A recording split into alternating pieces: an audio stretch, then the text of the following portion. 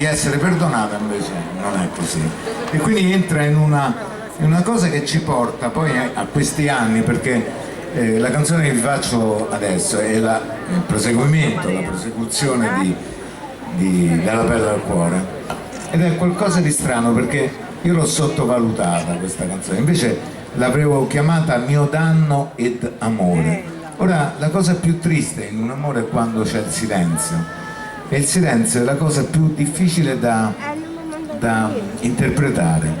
Io ho scoperto, io ho credo 5 stalker, 5 ragazze che da anni mi stalkerizzano, e vedo l'effetto del silenzio.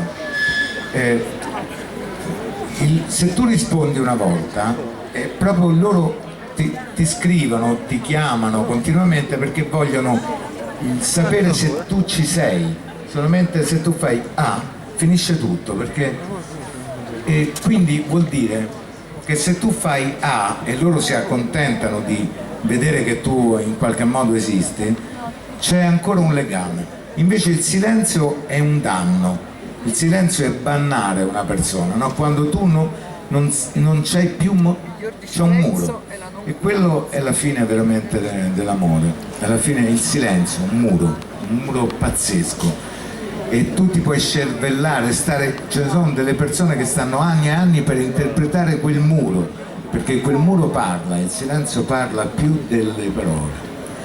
E quindi adesso questa canzone riconosco come una delle più belle che ho scritto, veramente, sull'amore.